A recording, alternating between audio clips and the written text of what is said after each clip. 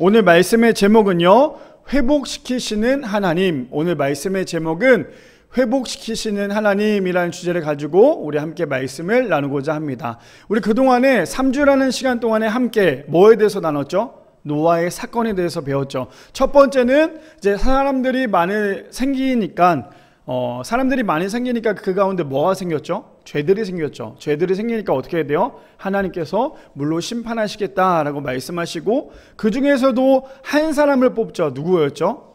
많은 죄인들이 있었지만 그 중에 의인이고 당대 완전한 자라고 했던 사람이 바로 이 노아였죠. 그래서 노아를 통하여 뭘 만들라고 하셨죠?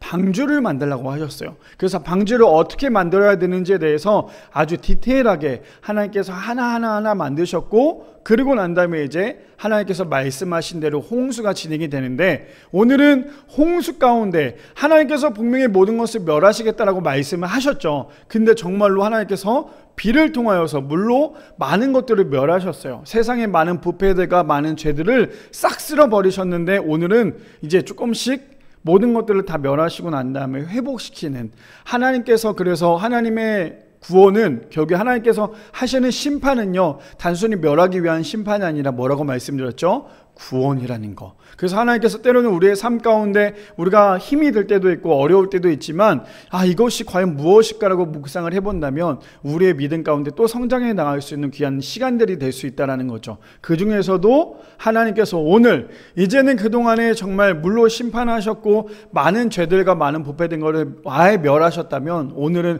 완벽하게 회복시키시는 하나님에 대해서 우리가 함께 나누려고 하는데요, 하나님께서 어떻게 회복을 시키시는지, 그리고 우리의 신앙 가운데 어떻게 그것을 적용하며, 또 우리가 오늘 이 말씀을 통해서 어떤 말씀을 가지고 우리가 하나님 앞에 나아가야 될지에 대해서 오늘 함께 나누는, 그래서 회복시키시는 하나님이 어떤 분인지에 대해서 우리가 함께 나누는 귀한 시간이 되기를 소망합니다.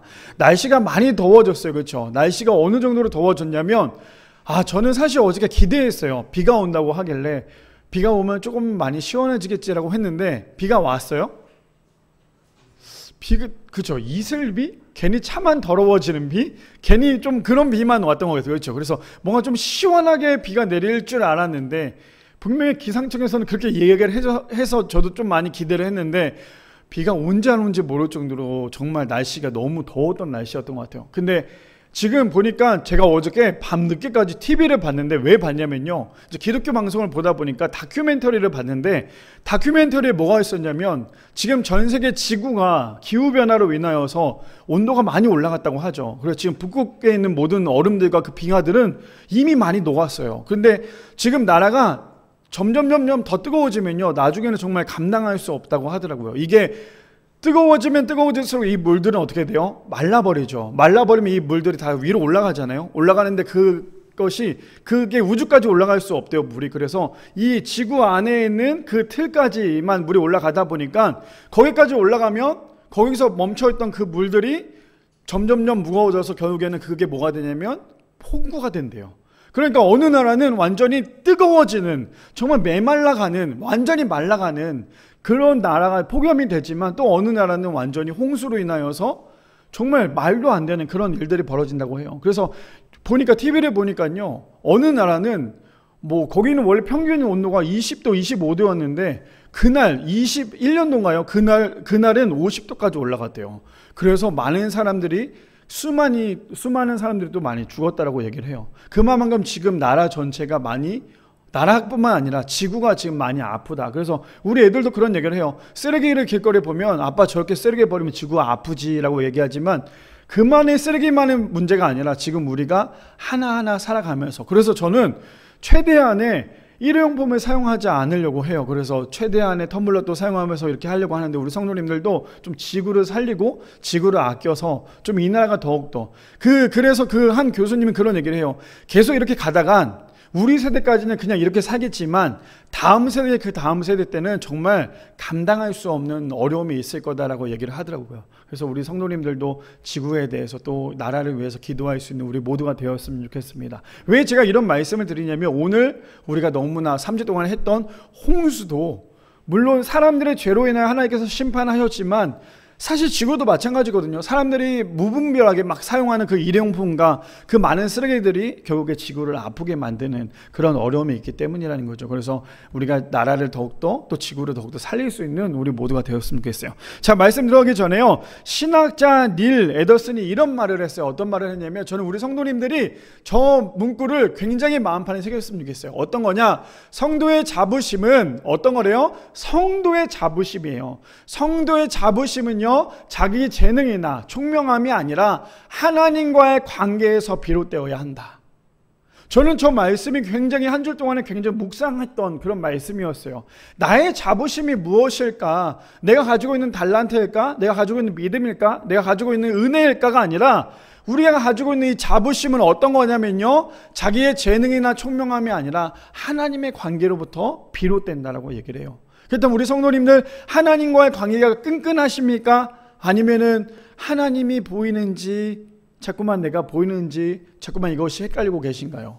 우리의 삶 가운데, 우리의 신앙 가운데 중요한 건 뭐냐면, 하나님과 나와의 관계가 완벽하게, 우리가 하나님을 완전히 닮아갈 수는 없겠죠. 물론 닮아가려고 노력은 해야겠지만, 하나님과의 관계가 우리가 많이 회복이 되어야 되고, 무엇보다도 우리의 삶 가운데 나를 자꾸만 드러나는 것이 아니라 하나님을 드러내야 한다는 거예요. 그래야지만 하나님과 나의 관계가 어떻게 된대요? 관계에서 비롯된대요. 어떤 게? 우리의 자부심이. 바라기는 우리 모든 성도님들의 삶 가운데, 신앙 가운데 우리의 자부심은요, 내가 잘나서가 아니라 하나님의 관계로부터 나온다라는 거. 그래서 우리가 한 주 한 주 살아가면서 하나님과의 관계가 얼마나 중요한지를 깨달으며 하나님의 관계를 회복할 수 있는 우리 모든 성도님들 되시기를 축복합니다. 자, 그렇다면 오늘 말씀의 제목인 회복시키시는 하나님이라는 주제를 가지고 우리 함께 세 가지로 나누기를 원하는데요. 첫 번째로는, 하나님은 우리를 한순간도 잊지 않으시고 회복시키신다라는 거예요. 첫 번째로는,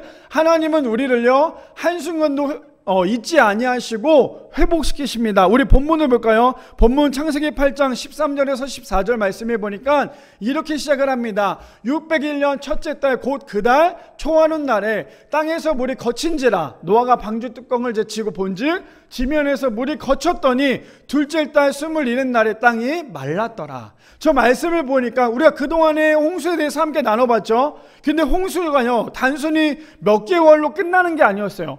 홍수는 정확하게 1년이라는 시간 동안에 홍수로 인하여서 모든 것들이 멸했다라는 거예요. 그리고 난 다음에 이제 1년이 딱 되자마자 하나님께서 어떻게 해요? 점점 물을 다 흩어버리는, 물을 없애버리는 그런 작업을 하시죠. 그러니까 601년 누가요? 이제 노아가, 우리가 그때 봤을 때 노아가 600살이었잖아요. 그렇죠? 근데 601년 때 그때 이제 드디어 홍수가 멈추고요. 그 다음에 노아가 방주 뚜껑을 제치고 본즉 지면에서 물이 거쳤다라는 것을 우리가 함께 볼 수 있다라는 거예요. 자, 그런데 제가 이 말씀에 빗대어서 그렇다면 어떻게 되었을까? 하나님께서 어떻게 그것을 만드셨을까 본다면요, 8장 1절부터 2절을 우리가 먼저 보면 나올 수 있어요. 방주가 어떻게 점점 줄었는지 1절에 보니까 이렇게 합니다. 하나님이 노아와 그와 함께 방주에 있는 모든 들짐승과 가축들을, 우리 성도님들 저거 기억하셔야 돼요. 뭐냐?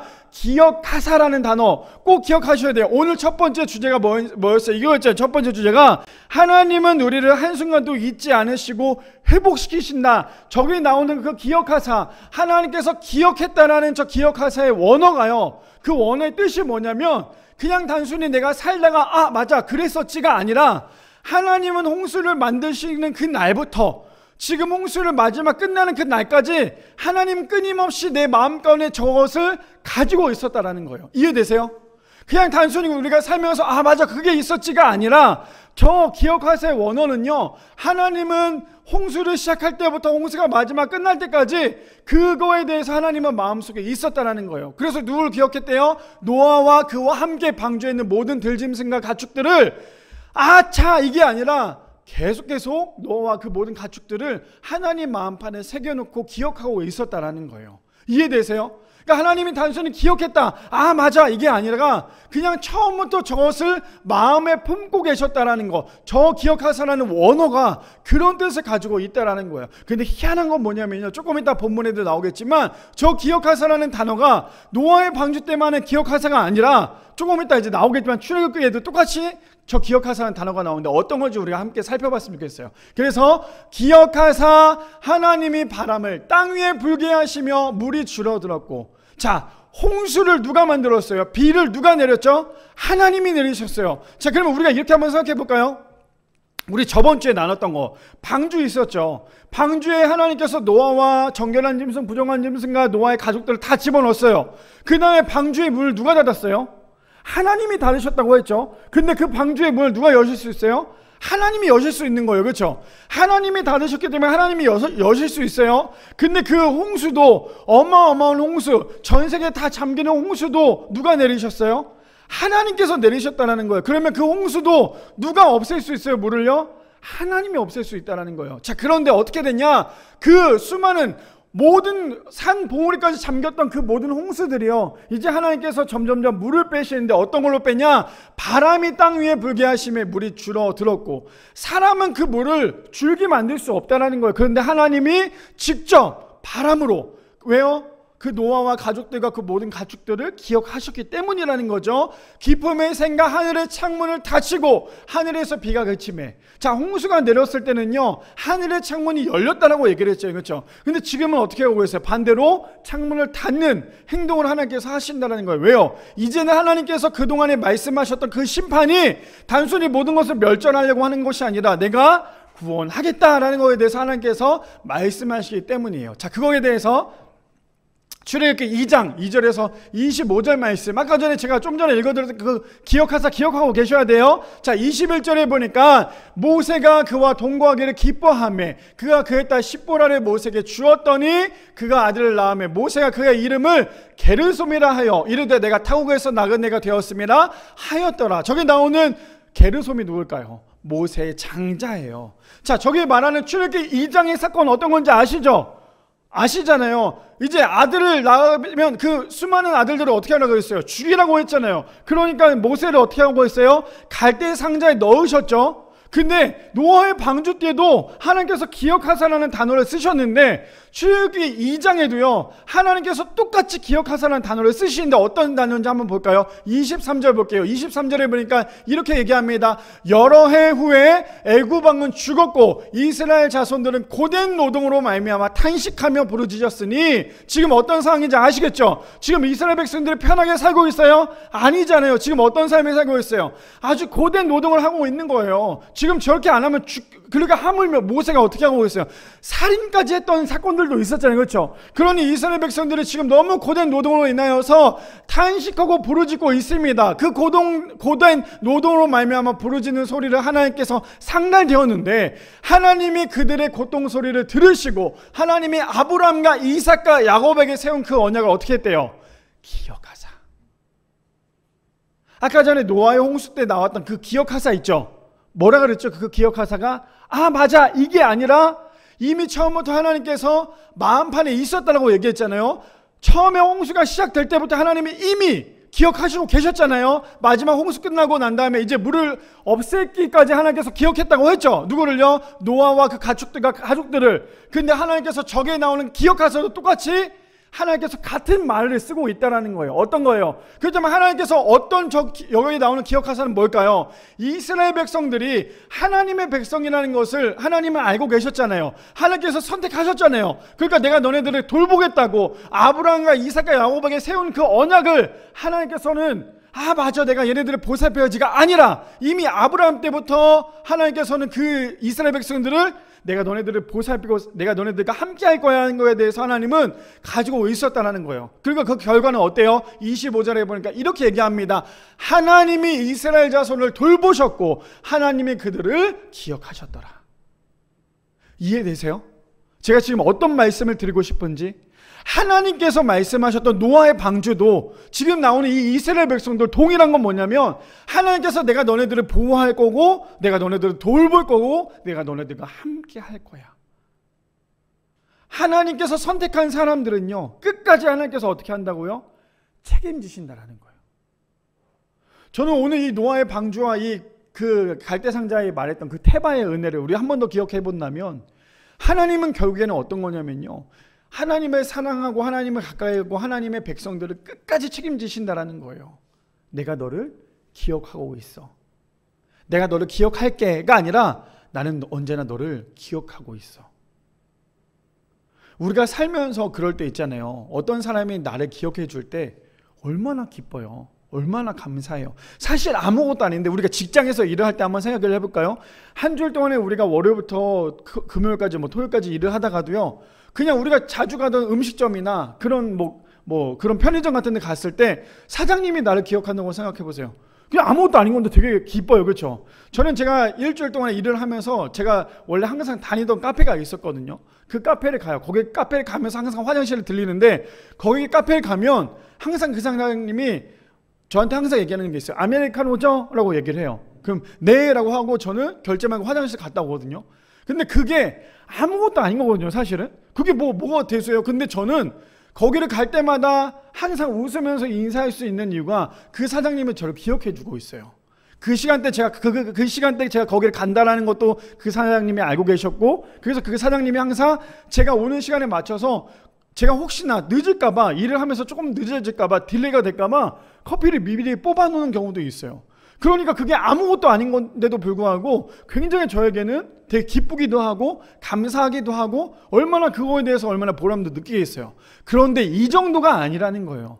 하나님은 생명을 주관하시죠. 근데 그 주관하신 하나님께서 이스라엘 백성들을, 노아와 가족들과 그 모든 가축들을 내가 너를 기억하고 있어.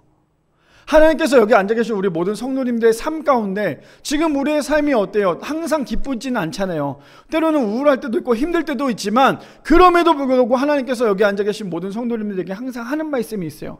내가 있잖아, 너를 기억하고 있어. 내가 너를 기억할 게가 아니라 내가 너를 기억하고 있어 라고 하나님께서 말씀하신다는 거예요. 그 은혜가 얼마나 큰지 몰라요. 그래서 첫 번째 주제가 뭐였어요? 그거였잖아요. 하나님은 한순간도 잊지 않으시고 회복시키신다. 이 말이, 이 원어가 바로 기억하다라는 말이거든요. 자, 우리 함께 계속 볼까요? 고린도전서 10장 13절 말씀.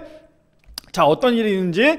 사람이 감당할 시험밖에는 너희가 당할 것이 없나니 오직 하나님은 미쁘사 너희가 감당하지 못할 시험당함을 허락하지 아니하시고 시험당할 쯤에 또한 피할 길을 내사 너희로 능히 감당하게 하시느니라 라고 말씀하세요. 우리가 살면서 감당하지 못할 때가 있잖아요. 와, 이거 말이 돼? 이거 감당할 수 있나? 아, 이거 내가 가능할까? 근데 하나님은요, 우리가 충분히 감당할 수 있는 것만큼 준다라는 거예요. 이해되세요? 근데 우리가 이것을 감당할 수 있을까? 당연히 감당할 수 없죠. 왜요? 내가 하면 감당할 수 없는 거예요. 그런데 하나님께서 나와 함께 하시고 하나님께서 감당하게 하시기 때문에 우리가 그 모든 것들을 감당할 수 있는 거거든요. 근데 우리가 그 감당할 수 있는 것을 내가 포기하거나 혹은 내가 그거에 대해서 주저앉고 있다면 우리는 그것을 감당할 수 없어요. 그런데 우리에게 그 오는 시험들을 하나님, 내가 지금 이 시험을 이길 수 없습니다. 하나님, 이 시험 어떻게 하면 좋겠습니까? 하나님, 나를 통하여 이길 수 있도록 힘을 달라고 기도하면 하나님께서 어떻게 해요? 걱정하지 마. 너는 이미 그걸 감당했어. 감당했다고 믿기만 해. 근데 우리의 믿음 없음 때문에 하나님, 오늘도 우리는 이 시험 때문에 넘어질 수밖에 없습니다. 때로는 우리 성도님들에게 육체적으로 시험이 올 때가 있어요. 때로는 우리 성도님들에게 돈 때문에 시험이 올 때가 있고요. 때로는 우리 성도님들을 통하여서 나에게 가장 어려운 그 시험들이 올 때가 있다는 거예요. 내가 감당할 수 없는 시험들이 있다는 거죠. 근데 그 시험들은 하나님께서 이미 나를 통하여서 시험을 감당하게 하셨다는 거예요. 그런데 우리가 그 시험을 어떻게 해요? 이기기만 하면 돼요. 믿기만 하면 돼요. 하나님께 구하기만 하면 돼요. 그런데 우리가 하나님께 구하기보다는 자꾸만 내 생각이 먼저니까, 내 생각에 앞서다 보니까 정말 작은 시험도 우리가 이겨낼 수 없는 그런 믿음 가운데 있다는 거예요.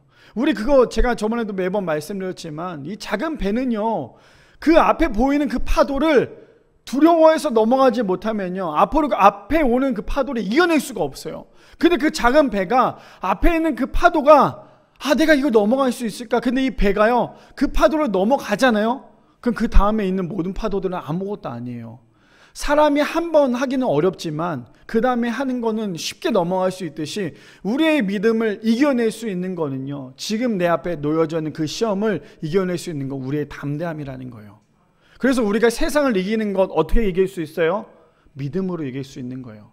자, 근데 오늘 말씀이 뭐래요? 사람이 감당할 시험 밖에는 너에게 당한 것이 없나니 오직 하나님은 믿부사. 우리가 여기서 꼭 기억해야 될 거예요. 너희가 감당하지 못할 시험을 당하며 허락하지 아니하셨대요. 이해되세요? 하나님께서 허락하지 않으셨대요. 근데 우리가 그것을 이기지 못하는 이유가 뭐예요? 하나님께서 허락하지 않았는데 나는 허락했거든요. 이해되세요? 하나님이 허락하시지 않았다고 하면 허락하지 않아야 돼요. 근데 내가 자꾸만 그것을 허락하고 있어요. 나는 안 돼. 나는 불가능해. 나는 못해. 우리가 자꾸만 이거에 대해서 허락을 해버리니까 자꾸만 우리의 신앙 가운데, 우리의 믿음, 우리의 삶 가운데 그 시험을 이겨낼 수가 없다라는 거예요. 근데 하나님께서 어떻게 해요? 시험 당할 쯤에 또한 피할 길을 내사 너희로 능히 감당하게 하신대요. 믿으십니까? 하나님께서 우리에게 오는 그 시험들을 피할 길을 주실 뿐 아니라 감당할 수 있는 힘을 주신다라는 거예요. 그러면 나에게 어떠한 어려움이 왔을 때 그 모든 것들을 이겨낼 수 있는 건 내가 아니라 하나님이시라는 거.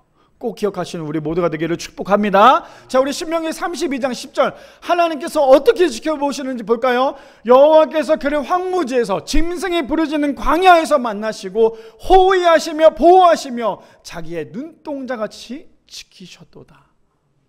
저는 이 말씀을 우리 성도님들의 마음판에 새길 뿐 아니라 하나님이 지금 나와 함께 한다는 것에 대해서 우리가 믿으시는 우리 모두가 되기를 축복합니다.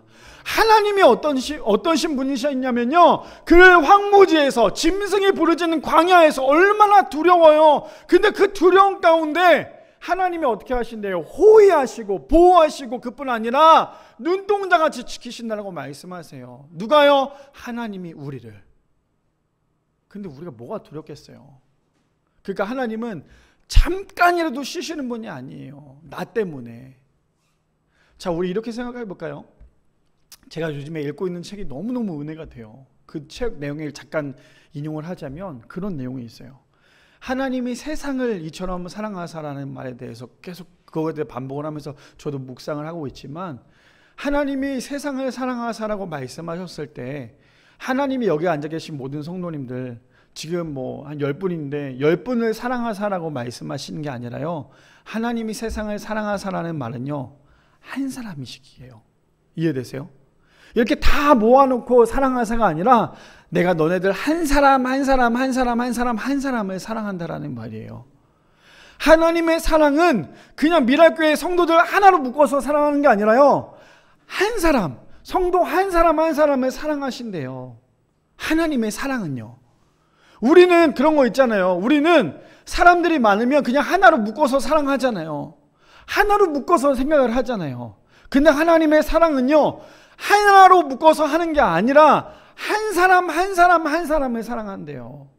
우리 그런 거 있죠. 예를 들어서 우리가 음식을 한다고 생각해 볼게요. 이거 좀 더 쉬운 비유예요. 이해하시기 쉬우라고. 우리가 음식을 해요. 음식을 하는데 제가 이번에 이제 대신만 갔을 때 우리 여기 가정에서 국수를 해줬잖아요. 근데 국수뿐만 아니라 예를 들어서 국수도 있고 떡볶이도 있고 막 여러 가지 음식이 있어요.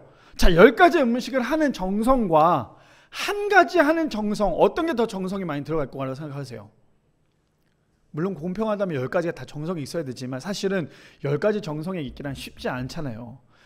예를 들어서 우리 성도님들에게 10가지 음식이나 한 가지 음식을 해보세요 라고 얘기를 한다면 우리 성도님들은 어떤 게 더 시간이 빠르고 어떤 게 더 정성이 들어갈까요?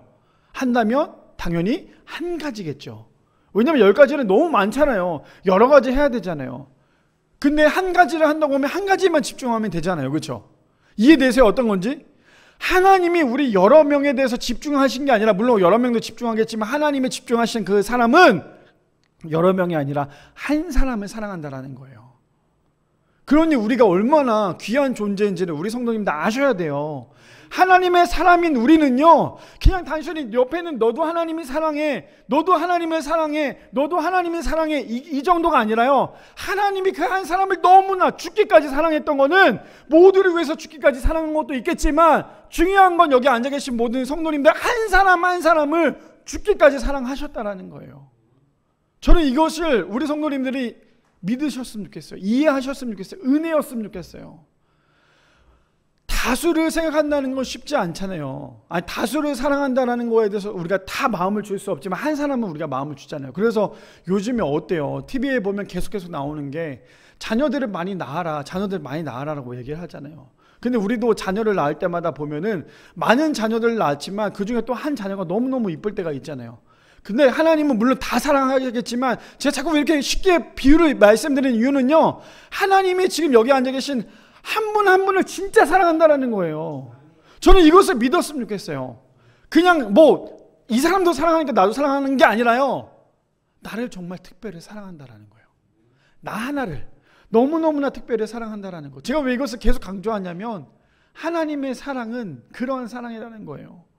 제가 노아의 홍수를 계속해서 얘기하면서 하나님께서 모든 것을 멸한다고 말씀하셨지만 그뿐만 아니라 그걸로 끝나는 게 아니라 하나님께서 다시 한 번 더 재창조를 말씀하셨던 이유는 그럼에도 불구하고 내가 너를 사랑해, 내가 너를 선택했어. 하나님께서 노아를 선택했을 때 뭐라고 말씀하세요? 내가 보니까였잖아요. 그렇죠? 우리가 저번주에 봤을 때 뭐였어요? 하나님께서 보시니 그는 당대 완전한 자고 그는 의인이었다라고 말씀하셨잖아요. 그렇죠? 하나님께서 봤다라고 얘기를 하는 거예요. 한 사람 한 사람이 얼마나 귀한지를 지금 이야기하고 있다는 거 이해되세요? 그런데 그 사람을 어떻게 한대요? 눈동자와 같이 지키신다는 거예요. 하나님이 우리 성도님들 눈동자와 같이 지키신다는 거예요. 그게 얼마나 은혜예요. 자, 계속 볼까요? 이사야 41장 9절에서 10절 말씀 이렇게 얘기합니다. 내가 땅 끝에서부터 너를 붙들며 땅 모퉁이에서부터 너를 부르고 내게 이르기를 너는 나의 종이라. 내가 너를 택하고 싫어하여 버리지 아니하였다 하였노라. 두려워하지 말라. 내가 너와 함께함이라. 놀라지 말라. 나는 너의 하나님이 됨이라. 내가 너를 굳세게 하리라. 참으로 너를 도와주리라. 참으로 나의 의로운 오른손으로 너를 붙들리라 라고 말씀하세요. 첫 번째 주제가 뭐라고요? 하나님이 우리를 한순간도 잊지 않으시고 회복시키신다는 거. 그게 원어로 뭐라고요? 기억하사. 하나님께서 기억하사 이제는 노아의 방주에 둥둥 떠다니던 노아의 방주 주변에 있는 물들을 어떻게 하고 있어요? 하나님께서 기억하사 바람을 일으키시고 물을 점점 다 마르게 만드시는 하나님께서, 회복시키시는 하나님께서 우리를 통해 보여주고 계신다라는 거예요. 우리 성도님들이 지금 방주 안에 있어요. 하나님께서 이제 우리 성도님들의 삶 가운데 회복시켜 주실 거예요. 어떻게 해요? 하나님의 바람으로. 우리의 방주 그 외에 있는, 지금 우리는 방주 안에 있잖아요. 방주 바깥에 뭐가 있을까요? 우리 성도님들 방주 바깥에 뭐가 있으세요? 어떤 사람은 건강에 문제가 있을 거고요. 어떤 사람은 방주 바깥에 돈의 문제가 있을 거고요. 어떤 사람은 방주 바깥에 뭔가의 어려움이 있을 거죠. 사람과의 관계가 있을 거죠. 그런데 하나님께서 어떻게 회복시키신대요? 하나님의 바람으로 이제는 우리가 방주 바깥에 있는 나의 건강의 문제를 회복시키시고 물질을 회복시키시고 관계적인 회복시키신다는 것을 하나님께서 말씀하고 계신다는 거예요. 바라기는 우리 모든 성도님들, 하나님은 우리를 통하여서 단 한순간도 쉬시지 않으셨어요. 우리를 통하여서 끊임없이 우리를 보호하고 계신다는 거예요. 우리를 통하여 우리 주변에 있는 모든 방주 바깥에 있는 모든 어려움과 문제들을 하나님께서 이제는 회복시키신다고 말씀하고 계신다는 거예요. 그것을 믿고 그대로 순종하며 나가는 우리 모든 성도님들 되시기를 축복합니다. 두 번째입니다. 두 번째 뭐라고 말씀하실까요? 하나님은 우리를 가장 좋은 길로, 가장 완전한 길로 이끄신다는 거예요. 두 번째로는요, 하나님은 우리를 가장 좋은 길로, 가장 완전한 길로 이끄십니다. 우리 본문 볼까요? 창세기 20장 15절에서 19절 말씀해 보니까 이렇게 시작합니다. 하나님이 노아에게 말씀하여 이르시되, 누구에게요? 이제 하나님께서 노아에게 말씀하시죠. 이제는 내가 물로 다 모든 것들을 마르게 할 거야. 근데 이제 노아가 해야 될 게 있어요. 그게 뭐냐? 하나님이 노아에게 말씀하여 이르시되, 너는 내 아내와 내 아들들과 내 며느리들과 함께 방주에서 나오고 너와 함께한 한 모든 혈육 있는 생물, 곧 새와 가축과 땅에 있는 모든 것을 다 이끌어내라. 이것들이 땅에서 생육하고 땅에서 번성하리라 하시매. 자, 저 말씀을 하시기 전에요, 하나님께서 홍수를 일으킨다고 말씀하셨을 때 저 말씀에 대한 반대였어요. 그렇죠?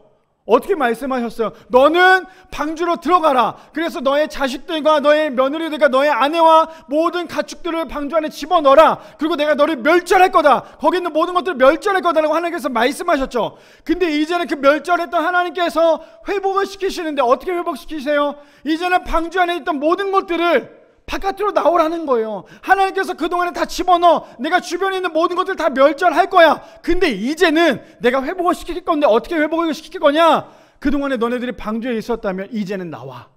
방주에서 나오는 것부터 이제 회복이 될 거야. 너네들이 방주에서 나오는 그 순간부터 회복이 시작이 될 거야. 하나님이 지금 말씀하세요. 하나님의 심판은요, 멸하기 위한 심판이 아니었다라는 거예요. 왜요? 17절에 땅에서 생육하고 땅에서 번성하라. 하나님의 심판은요, 결국 구원이었다라는 거죠.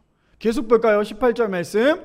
자, 이렇게 얘기합니다. 노아가 그 아들들과 그의 아내와 그 며느리들과 함께 나왔고 땅 위의 동물 곧 모든 짐승과 모든 기는 것과 모든 새도 그 종류대로 방주에서 나왔더라. 저는 오늘 이 15절과 19절 말씀을 보면서 어떤 생각이 들었냐면 이런 생각이 들었어요. 자, 우리 성도님들 그렇게 생각해 볼까요? 방주 안에 있다면 그 방주 안에서의 삶이 좋았을까요? 나빴을까요? 우리가 인간적으로 생각을 해본다면요. 생각해 볼게요. 1층, 2층, 3층, 상하층으로 나눴잖아요. 그렇죠? 물론 칸막이를 다 나눴어요. 거기에 동물들도 있을 거고 사람들도 있을 거고. 근데 보면 우리가 인간적으로 생각을 해본다면 우리 성도님들 동물원 같은 데 가면 좋은 냄새가 나요? 나쁜 냄새가 나요? 막 그 사슴 이런 데 막 있는 데 가보면요. 막 향기가 나진 않잖아요. 와, 냄새가, 나 이거 소장하고 싶다. 이런 사람 아무도 없죠. 특히나 여름에 가면 그 냄새는요, 말도 못 하잖아요. 그렇죠? 근데 생각해 보세요. 방주 안에 사람이 있는데 거기에 코끼리도 있을 거고 거기에 여러 가지 동물들도 있을 거고 걔네들이 그 방주 생활 가운데 뭐 하루 이틀 있었던 게 아니잖아요. 몇 개월, 1년 동안 그 방주 안에 있었잖아요. 그러니 얼마나 힘들었겠어요. 그렇죠? 사람들이 생각할 때는 부정적으로 본다면, 근데 긍정적으로 본다면 그것만큼 얼마나 보호하는 공간이 없을 거 아니에요. 최고일 거 아니에요. 1년 동안 그 안에서 살 수 있다는 거는요, 악취로 인해서 고통받는 게 아니라 어쩌면 그 1년 동안에 가장 좋은 삶을 살 수 있었던 게 그 방주 안의 삶의 삶 아니었을까요? 긍정적으로 본다면. 자, 그런데 하나님께서 이제 그 방주 안에서 나오라고 얘기를 해요. 자, 우리가 이것을 신앙으로 한번 갖고 와 볼게요. 우리가 하나님 안에 보호 안에 있다는 거 너무너무나 귀하죠. 우리가 교회 안에서만 신앙생활하고 예배만 드리면 너무너무 행복해요. 너무너무 기뻐요. 근데 하나님께서 교회 안에서만 예배로 끝나지 말라고 말씀하세요. 무슨 말이냐면 하나님께서 말씀하신 건 교회를 우리가 방주로 한번 빗대어 볼게요. 교회 안에서 방주처럼 교회 안에 있는데 우리가 여기서 믿음 생활하고 신앙 생활 하잖아요. 근데 이걸로 끝났다면 우리는 그냥 방주 안에 머무는 거예요. 근데 하나님께서 뭐라고 말씀하세요? 사도행전에도 말씀하시고 마지막 복음서에서도 말씀하시지만 땅끝까지 이르러 내 증인이 되라고 말씀하세요. 무슨 말이냐? 하나님께서 방주에서 나오라고 말씀하시는 건 네가 방주에서 나와야 그 다음부터 회복이 시작이 되는 거야. 자, 우리가 그렇다면 이렇게 한번 생각해 볼게요. 신앙은 뭐예요? 삶이잖아요. 그러면 신앙은 삶인데 교회 안에서 우리가 회복은 돼요. 그렇죠? 한 주 동안 살면서 교회 왔을 때 얼마나 회복이 돼요. 저는 아직도 그래요. 아직도요. 토요일 주일만 되면 너무너무 좋아요. 주일날 아침에 예배 드리기 전에 교회 문 다 열고 방송 다 켜고 난 다음에 저 앞에 앉아서 기도할 때 너무너무 기뻐요. 오늘은 어떤 기도했냐면 하나님, 제가 이거 일주일에 한 번밖에 드리지 않는 예배인데요. 이게 매일매일 드려진 예배가 되게 해주세요 라고 기도가 나올 만큼 저는 너무너무 이게 기쁘거든요. 근데 우리가 여기 안에서만 멈춰 있다면 그냥 우리끼리만 살아가는 거예요. 근데 진짜 회복은요, 말씀드린 것처럼 삶이에요. 교회 바깥에 나가는 순간부터 우리가 회복이 되는 거예요. 어떤 회복이요? 하나님께서 우리에게 말씀하신 회복이 시작이 되는 거예요. 근데 우리가 하나님께서 말씀하신 그 회복을 회복 가운데 있지 않고 계속 교회 안에서만 안주하려고 하면요, 결국에는 우리는 우리끼리만 신앙생활하고 끝나는 삶이 될 수밖에 없다라는 거예요. 하나님께서 노아에게 뭐라고 말씀하세요? 사실 하나님께서 노아에서 야, 너 그냥 방주에서만 살아도 돼 라고 말씀하셨으면 방주에서만 살아도 됐겠죠. 근데 하나님의 뜻은 그게 아니었어요. 뭐라고 말씀하세요? 다 나와. 방주에 있는 모든 동물들과 자녀들과 모든 것들 다 나와. 그러고 난 다음에 뭐라고 말씀하세요? 번성해, 회복해. 하나님께서 말씀하신다는 거예요. 그렇다면 우리는 지금 우리의 성도님들은 여전히 방주 안에 계신가요? 아니면 하나님께서 말씀하신 이제는 방주에서 나와서 세상 가운데 하나님의 일을 감당하기 위해서 준비하고 계신가요? 저는 저 말씀이 너무너무 저에게는 도전이 되었던 것 같아요. 단순히 그래서 우리 그런 거 있잖아요. 개교회주의라고 해서요. 우리 교회만 잘 되면 되지. 이것만큼 잘못된 교회는 없는 거예요. 교회는 하나예요. 예수님의 몸된 제단이 교회잖아요. 이거는 예배당인 거잖아요. 근데 자꾸만 내 교회만 집착을 하다 보면요. 제가 저번 주에도 말씀드렸죠. 너무너무 번아웃이 왔었다고. 그 전주에. 지금은 그 번아웃이 없어졌어요. 너무너무 번아웃이 왔었던 이유는 내가 우리 교회에 대한 너무 집착이 셌어요. 그러지 말아야지 라고 생각을 했는데 한 줄 동안에 그 집착이 좀 심했던 것 같아요. 근데 그것을 내려놓으니까 부흥 안 돼요? 인원이 안 늘어요? 하나님께서 손해 보시겠죠 뭐. 저는 그냥 하나님께서 하시는 대로만 할 건데요. 이런 마음으로 더욱더 하나님 앞에 나아가니까요.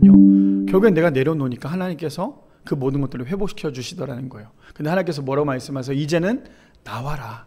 이제는 나와라. 나와야지만 너네들이 살 수 있다. 하나님께서 그렇게 말씀하고 계세요. 근데 그걸로 끝나는 게 아니었어요. 8장 6절에서 12절 말씀해 보니까 40일을 지나서 노아가 그 방주에 있는 창문을 열고 이제는 모든 것이 이제 모든 홍수가 끝났죠. 그랬더니 이제 노아가 어떻게 하고 있어요? 창문을 엽니다. 창문을 열고 난 다음에 했던 첫 번째가 뭐였냐면 까마귀를 내놓아요. 그 다음에 두 번째가 뭐예요? 비둘기를 내놓죠. 비둘기를 내놓고 난 다음에 9절 볼까요? 9절 말씀. 온 지면에 물이 있으므로 비둘기가 발붙일 곳이 없어서 다시 방주로 찾아옵니다. 그리고 7일을 지나요. 여기서 말하는 7일은 우리가 성경을 읽을 때마다 이 7이라는 숫자는 완전한 숫자잖아요. 그래서 7일을 기다려 다시 비둘기를 방주에 내놓죠. 그랬더니 11절에 어떻게 해야 돼요? 그 비둘기가요, 이제는 그냥 발 올려놓을 데가 없는 게 아니라 돌아다니면서 뭘 집어와요? 감람나무 잎사귀를 물고 오죠. 그러니까 이제 노아가 어떻게 생각해요? 아, 이제 물이 땅의 물들이 줄어든 것을 알았어요.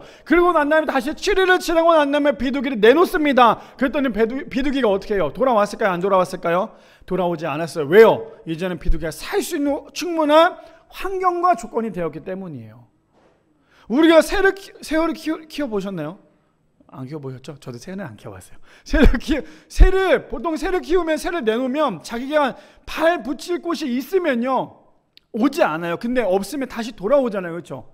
그거와 마찬가지로 이제는 물에 이제 그동안에 홍수 주변에 있었던 그 물들이 다 줄어드니까 새가 살 수 있는 환경이 있으니까 다시는 비둘기가 돌아오지 않았다라고 말씀하고 계세요. 그뿐 아닙니다. 계속 볼까요? 16장 말씀, 16장 1절에서 2절. 제가 이 말씀을 이렇게 비유를 했어요. 어떻게 비유를 했냐면 하나님의 말씀에 순종하는 사람과 순종하지 않는 사람의 차이가 있는데, 자 1절 볼까요? 이렇게 합니다. 아브라함의 아내 사레는 출산하지 못하였고 그에게 한 여종이 있으니 애굽의 사람이요 이름은 하갈이라. 사레가 아브라함에게 이르되 여호와께서 내 출산을 허락하지 아니하셨으니 원하건대 내 여종에게 들어가라. 내가 혹 그로 말미암아 자녀를 얻을까 하노라 하매 아브라함의 사레의 말을 들으니라 라고 말하고 있어요. 자, 제가 왜 이 말씀을 가져왔냐면 두 번째 주제가 뭐였어요? 하나님은 우리의 삶 가운데 가장 좋은 길로, 가장 완벽한 길로 이끄신다고 우리는 그걸 믿어야 된다고 했죠. 근데 그것을 믿지 못한 사람 누구예요?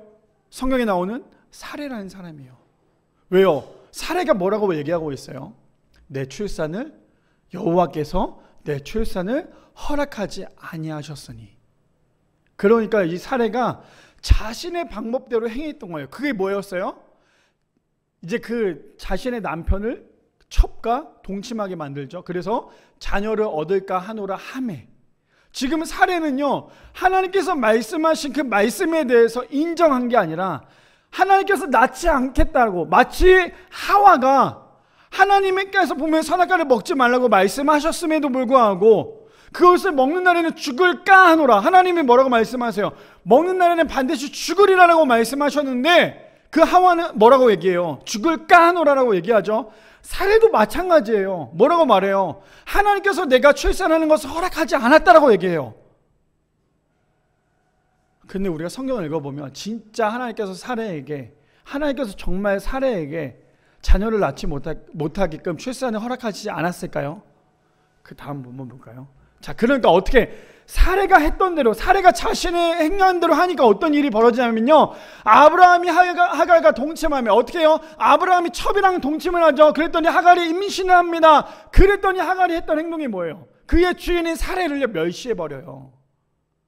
자신이 행했던 행동, 하나님이 말씀하셨던 그 말이 아니라 자기가 자기 마음대로 행했던 그 행동 때문에 결국에 돌아오는 건 뭐예요?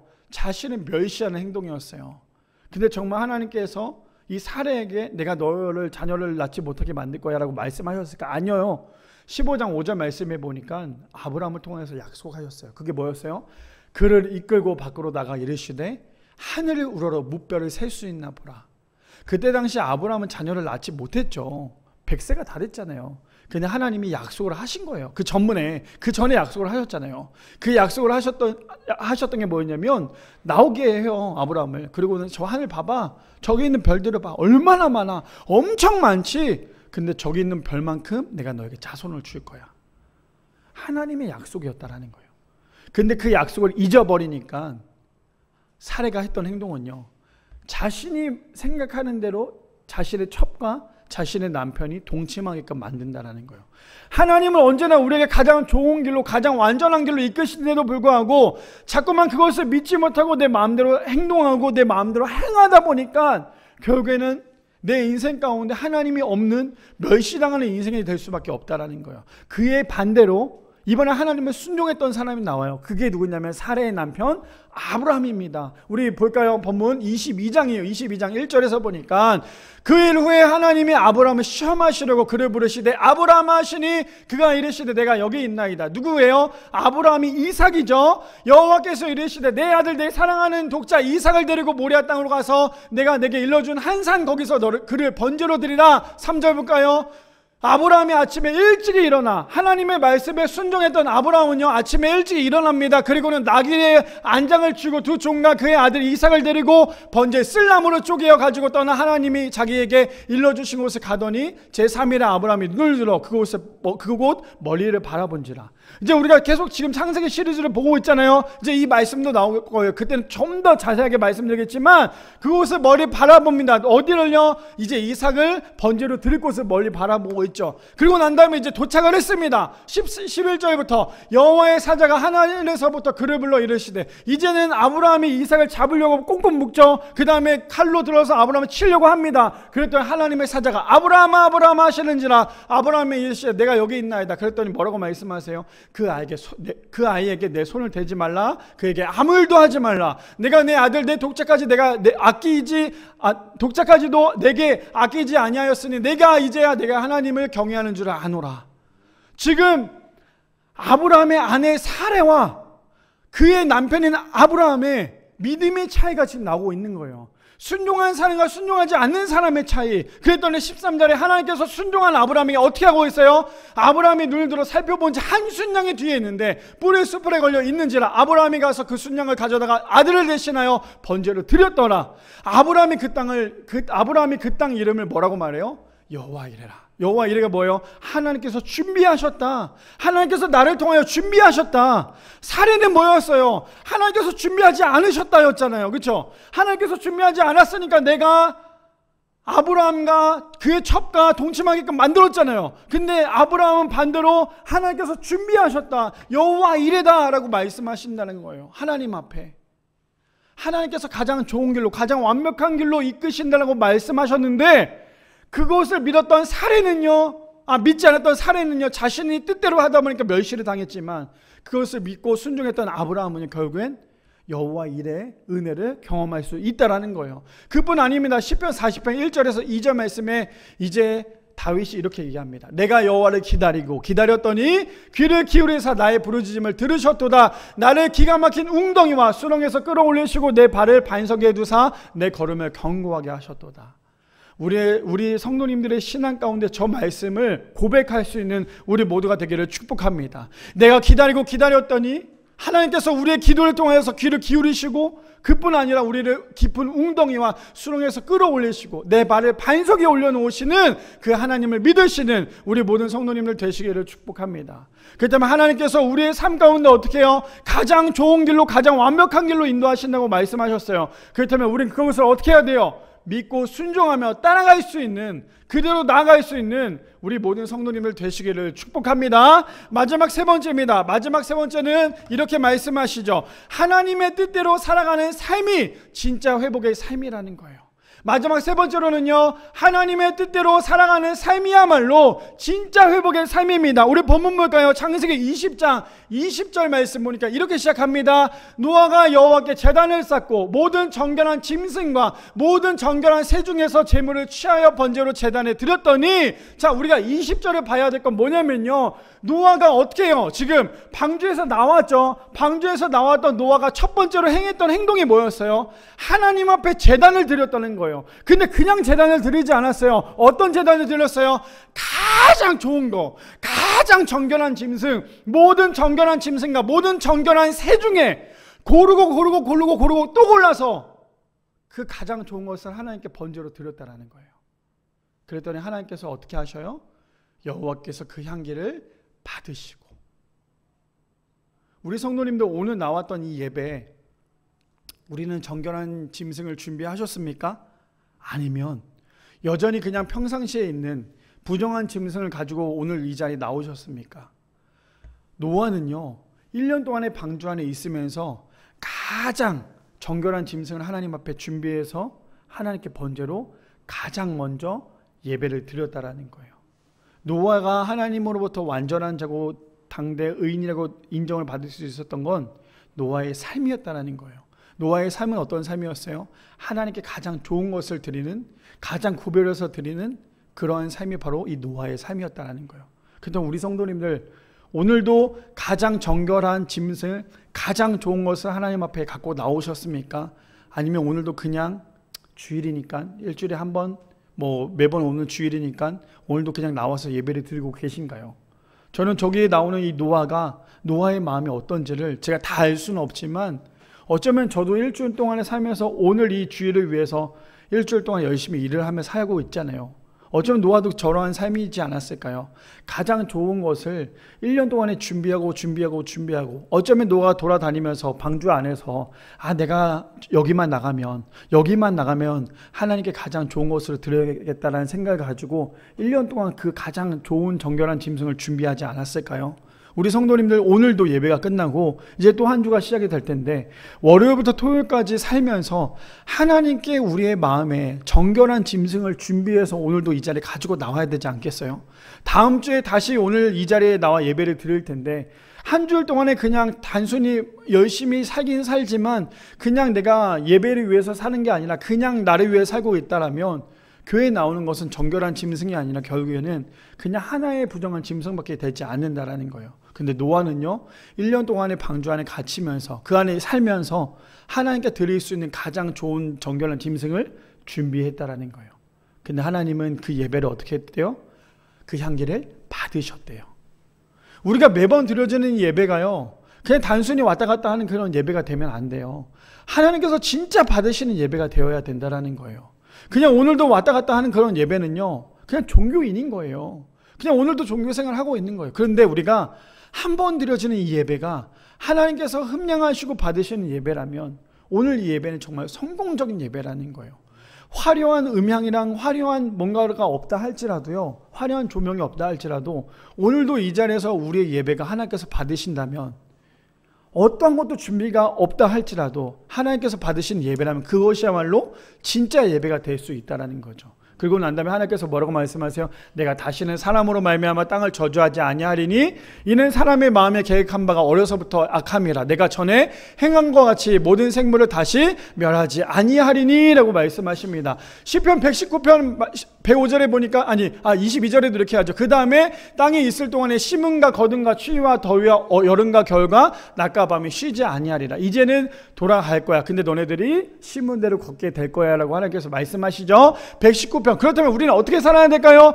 105절에 보니까 이렇게 얘기합니다. 주의 말씀은 내 발의 등이요 내 길의 빛이니이다 라고 말씀하십니다. 우리가 앞으로 살아가야 할 그 길은 뭐냐면 하나님의 말씀 가운데 살아가야 된다는 거예요. 하나님의 말씀이 내 발의 등이기도 하고요, 내 길의 빛이 되기 때문이에요. 그래서 우리는 지겹도록 말씀드리지만 우리는요, 하나님의 말씀대로 살아가야 하는 거예요. 하나님의 말씀을 자꾸만 우리가 읽어 나가야 된다라는 거죠. 그래야지만 우리가 하나님의 말씀 가운데 거할 수 있는데, 하나님의 말씀 가운데 거하는 사람은 어떠한 삶이에요? 시편 23편 1절에서 2절 말씀에 이렇게 얘기합니다. 여호와는 나의 목자시니 내게 부족함이 없으리로다. 그가 나를 푸른 물밭에 누이시며 쉴만한 물가로 뭐한대요? 인도하신대요. 우리가 하나님의 말씀 가운데 거하는 사람만이 하나님께서 우리를 인도하신다라고 말씀하세요. 하나님의 말씀 가운데 거하는 우리 모두가 되기를 축복합니다. 그뿐 아닙니다. 121편 1절에서 2절 말씀에 우리가 살면서 중요한 것, 우리의 정답이 여기 나와 있어요. 뭐예요? 내가 산을 향하여 눈을 들리라. 내가 어떠한 세상 가운데 많이 쳐다본다 할지라도 결국에 나의 도움이 되는 건 어떤 거예요? 나의 도움은 천지를 지으신 여호와에게서 나온다. 그래서 우리가 때로는 어려운 상황에 있고 해결하지 못하는 어려운 가운데 있다 할지라도 우리가 눈을 들어 어떤 세상을 바라봐도 해결되지 않지만 우리를 만드시고 천지 만물을 만드신 하나님은 그 모든 것들을 해결할 수 있다라는 것, 우리가 반드시 기억하시기를 축복합니다. 잠언 16장 9절 말씀에 이렇게 얘기하죠. 사람이 마음으로 자기의 길을 계획할지라도 그의 걸음을 인도하시는 이는 여호와시니라. 결국에 우리의 인생에 우리를 인도하시는 분이 누구라고요? 하나님이시라는 거예요. 야고보서 1장 5절에서 8절 말씀에 이렇게 얘기합니다. 너희 중에 누구든지 지혜가 부족하거든 모든 사람에게 후히 주시고 꾸짖지 아니하시냐 하나님께 구하라 그리하면 주시리라. 뭐래요? 하나님께서 주신다라는 거예요. 그런데 그것을 어떻게 한대요? 오직 믿음으로 구하고 조금도 의심하지 말라. 의심하는 자는 마치 바람에 밀려 요동하는 물결 같으니라고 얘기하는데요. 오직 믿음으로 구하래요. 의심하지 말래요. 왜요? 7절에 보니까 이렇게 얘기해요. 이런 사람은 무엇이든지 주께 얻기를 생각하지 말래요. 의심하는 자는 왜요? 8절에 그거에 대한 답이 나오죠. 두 마음을 품어 모든 일에 정함이 없는 자기 때문이에요. 그래서 우리는 하나님께 날마다 의심하지 않고 구해야 된다는 거예요. 그래서 마지막 시편 1편 1절에서 3절 말씀, 우리 성도님들이 이런 복 있는 사람 되기를 축복합니다. 어떻게 해요? 복 있는 사람은 악인의 꾀를 따르지 아니하며 죄인의 길에 서지 아니하며 오만한 자리에 앉지 아니하고 오직 여호와의 율법을 즐거워하여 그의 율법을 주야로 묵상하는도다. 저는 저 1절에서 2절에 오늘 노아가 계속 생각이 됐어요. 계속 노아가 생각이 됐던 이유는 뭐냐면요, 하나님께서 이제 홍수를 내리겠다고 하죠. 이제 내가 물로 심판할 거라고 했을 때 그 노아는요 어떻게 했어요? 악인의 길을 따르지도 않았고요, 죄인의 길에 서지도 않았고요, 오만한 자리에 있지도 않았어요. 그 노아는 어떻게 했어요? 오직 여호와 율법을 즐거워하며 하나님의 말씀 가운데만 귀를 기울이니까 그대로 살아냈죠. 그거에 대한 결론은 뭐였어요? 그는 시냇가에 심은 나무가 철을 따라 열매를 맺으며 그 잎사귀가 마르지 아니한 같으니 그가 하는 모든 일이 다 형통하리로다. 바라기는 우리 모든 성도님들의 삶 가운데 복 있는 사람 되기를 축복합니다. 시편 1편 3절까지가 우리의 인생이 되어야지 시편 1편 4절부터 그 다음 절까지가 우리의 인생이 되면요 우리는 악인이 될 수밖에 없어요. 그런데 우리는 시편 1편 1절에서 3절이 될 수 있는 복 있는 사람, 그래서 악인의 길을 따르지도 않고 죄인의 길에 서지도 않고 오만한 자리에 앉지도 않고 오직 여호와 율법을 즐거워하며 주야로 묵상할 수 있는, 그래서 우리가 3주 동안에 노아에 대해서 함께 나눈 결론은 뭐였어요? 하나님께서 우리의 인생 가운데 회복시키시는 그 하나님을 꼭 붙잡고 복 있는 사람으로 살아갈 수 있는, 그래서 지금까지 인도하시고 앞으로도 인도하실 하나님을 기대하는 에베네셀의 하나님을 기억하는 우리 모두가 되기를 축복합니다.